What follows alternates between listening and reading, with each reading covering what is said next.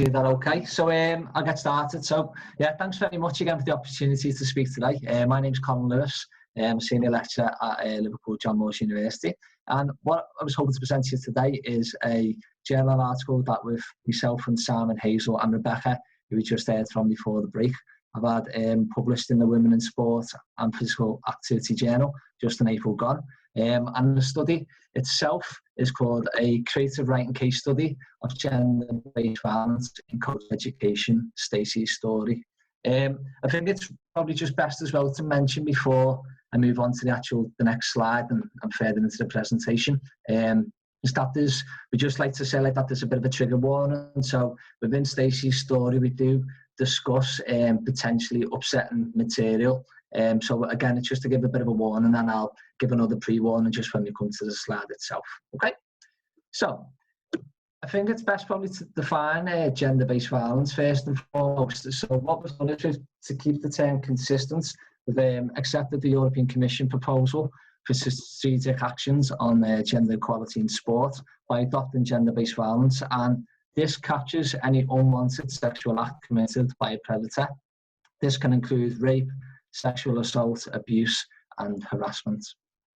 Okay, so what was the aim of this research? I suppose it was to change the landscape and to try and raise awareness and illuminate the voiceless, the underrepresented and typically silenced female coach learner. And again, this is done within this particular study through the experiences of coach education, and particularly within a UEFA licensed course.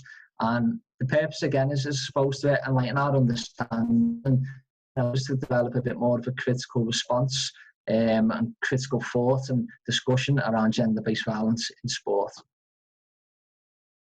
Okay, so I suppose the significance, and it's a question like why now? Why is this significant to be talked about? And I think if we look, there's a few different examples on the screen now, but if we look at what's been in the UK recently, about the probing into, particularly as well around the sexual assault cases in academies, if you look outside of football and to America and look at the gymnastics and the doctor about the Larry Nassar case, and to actually to understand as well that sport environments, in particular competitive sport environments, provide a unique social cultural context that offers possibilities for sexual harassment and abuse to take place. However, in research, a lot of this is often sidestepped or it's particularly under-researched. And I've also included an example from Unilad and Lad Bible, which again, has quite a lot of sport and context within their posts and social media. And just to quote one, Unilad does not condone rape without saying surprise. So again, it shows that there's many contributions within our society today that contribute to this ruins culture. And particularly now, because we've got the movements of the Me Too, okay, which again, it is there to try and encourage survivors to come together and to speak out and to try and provide the community to stop such gender-based violence occurring in our society, and particularly within sport. So that brings us to Stacey's story. So Stacey's story was captured using selective secondary sources, such as newspaper articles, written correspondences, conversations and interviews with women who were alleged victims of sexual assault, informal conversations with coaches regarding these cases, and then a copy of a written complaint regarding a sexual harassment case that was put forward to an NGB. To give again a bit of a snapshot of the story itself, we wrote using a creative fiction which employs various narrative tools such as characters, setting, figurative language, events and plots, subplots and dialogues. And again, to try and encourage the reader to engage with that reconstruction of the story and to reflect upon the actions of not only the perpetrator but also of the victim as well. Now, the actual story itself is quite long, just under 4,000 words, and within this we highlight Stacey's feelings, the happenings and the process of before she entered into the UEFA course, and then the beginning, during, and then towards the end. And in particular, what we're going to be focusing on predominantly now is the final night. So just to quickly touch upon a few things, Stacey begins by discussing how her hard work and efforts were rewarded by being accepted onto the course. However, before she came onto the course, and she goes on to say even during it, she says that it must have been clear that no women were going to apply, as all of the pre-course literature adopted the pronoun he, which again fits quite nicely into what Rebecca was speaking about earlier on. The course itself, she discusses, was both physically and mentally challenging, long, early starts, and obviously with late finishes as well. And then she discusses, I suppose, getting to more the topic of this presentation, how she was shown little respect, particularly on one occasion. She overheard a course peer saying how he'd love to give her one. And when she turned around to see who it was, she saw him mimicking a humping action with his hips. This same person who, for the purpose of this presentation, is called Tony, she considered he crossed the line on numerous occasions, not just with herself, but with the male peers as well. At one point, she saw them pulling down at other people's shorts. And again, she did comment within the story that she felt this had potential to develop into more destructive violence if it continued. And she also commented that she considered there to be a drinking culture that existed on the course, which she actually highlighted to be an understatement. That brings us towards the final night. So for the final night of the course, the UEFA, they were all booked into a gourmet restaurant for a gala dinner. As the time approached 11 o'clock at night, they were then moved by hotel staff into what she described as a private gentleman's club rather than a hotel lounge. And she documented how the topic of conversation began to become a little bit more uncomfortable. References and innuendos of an explicit sexual nature becoming more frequent. Tony, again, the same person in question, made the derogatory remark about one of his previous conquests while staring at Stacey's breast for longer than was necessary, as she documented. And then this brings us on to, I suppose, the crux of the story. Again, this is probably where the trigger that I mentioned at the start best suits for this slide. So she goes on to say how she'd finished the drink and was reaching for the jacket to obviously leave the situation and go back to her room. And when she documented that, she suddenly felt a hand squeeze her breast. At this time, she wasn't quite sure what was happening, and then she felt another hand, this time on the underside of her thigh. She felt that she was being pulled, forced violently onto her back, and then she realised that it was Tony, and he was trying to force himself on top of her. And now the final bit's in red, so I'm going to read this word for word up to get across the point of the story. So he was trying to kiss me. He pulled my face towards him. His hand was pressing hard against the inside of my thigh, lifting up my skirt. With his other hand, he was trying to pull my legs apart. My response was ineffective. I just wasn't strong enough. His hand pushed further up my thigh, reaching for my underwear. I struggled. I really did. I tried punching his back, but it was pointless. He was just too strong. He groped up my skirt and pulled at my underwear. He was panting heavily, feral, out of control. His watch caught my pubic hair. He placed his fingers inside me. He was beginning to hurt me. I asked him to stop. I wanted him to stop. Terrified, I begged him to stop. He refused. In the end, I had no choice, and I gave in to the inevitable. Moving on from the actual act, when Stacey obviously brought to light to everybody what had just occurred, and she went to go and see the coach educator, who at the time was staying in the same complex.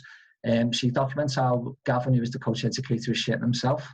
Then Gavin reminded both Stacey and also Steve, who was someone who was comforting Stacey, that Tony was married with 3 children, an ex-professional.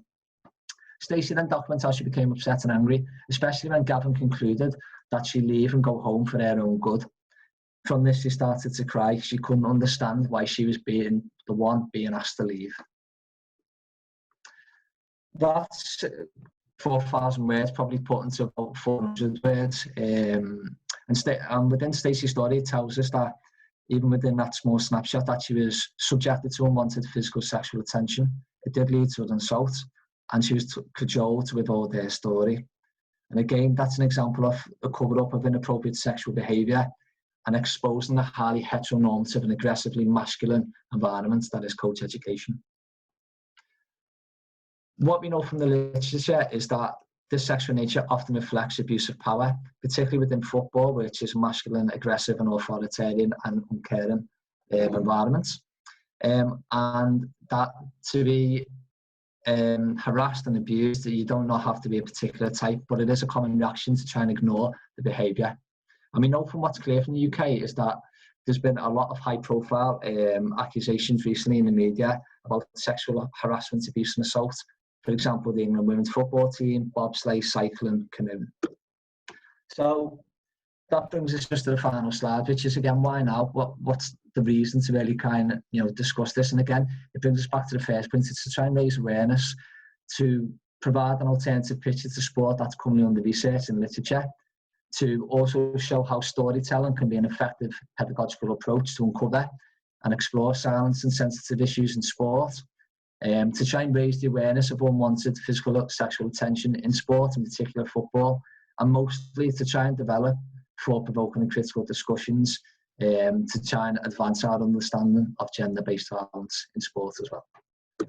Okay, so yeah, that brings the presentation to an end. Again, happy to answer any questions, whether it's now or via email or Twitter. Okay, thanks very much.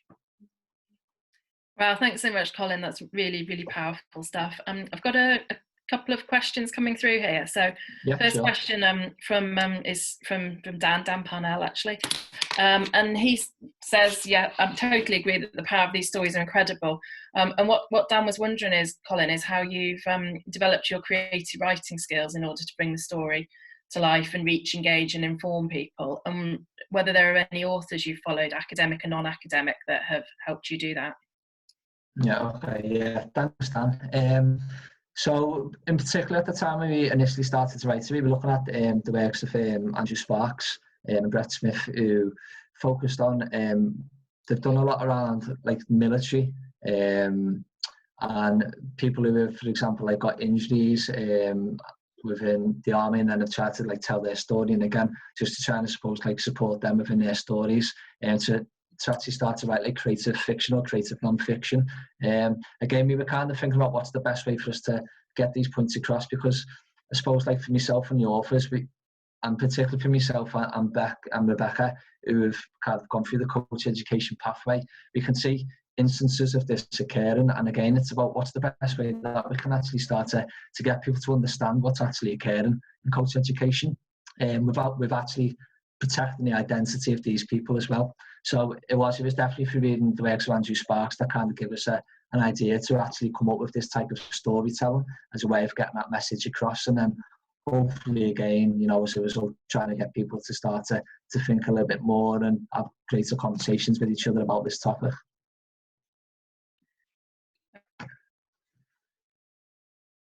So there's another question from Dan, which links in quite well actually to the one from Mark there that's come up on the screen. So Dan asked how you check with Stacey ethically, that ethically, how do you check with the character Stacey that all of this is okay? And you can probably see Mark's question up on the screen there, where he asks more generally about the ethics of accessing the data. And I think both of those questions link into a question I had, which is around the methods of this, methodologically. If you could perhaps, you touched on it in your presentation, but perhaps if you could say a bit more about the sources you draw upon to build Stacey's story, that'd be really interesting. Yeah, sure. Yeah. So this originally, I suppose the idea for this type of research came from when I was just simply interviewing female coach learners who had been in coach education as part of my PhD, and then I come to get a greater understanding that these types of instances have occurred. And again, I think it was then, I think I did touch upon it in the presentation, how from these stories that we were getting from the participants, we kind of written them up and kind of worked with the participants themselves. And then what we were then able to do is to show these stories to coaches and show these stories to coach educators and get like a bit more of an understanding of, well, how does this make you feel, again, just to try and develop that critical discussion around the topic. For this particular story about Stacey, again, what we actually done was, for the people who we'd spoken to, we were then able to show them this story and kind of ask them if it kind of encompassed like the different types of discussions that they'd had with ourselves prior to us actually writing up. And again, it was, at the time, there was things which we had to change and to try and, I suppose, help offer that cloak of anonymity, because that was, I think, linking back to the original question, actually, that was probably the main reason why we wanted to use this type of creative like writing, and to try and ensure that we anonymise the actual coach learners and make sure that they obviously can't be guessed to those people were. So again, it was about showing that to the participants to make sure that they were comfortable with what we created before we then obviously able to try and put it to press. That's great. I can see Dan's commented there as well with a link to a paper that inspired a performance piece that a colleague, is that you and a colleague, Dan, did that on drug use in rugby league? And I know I saw I was at an event a few years ago at Edge Hill with their work on child sexual exploitation in sport, where they did a couple of performance pieces working with a local drama group and on sexual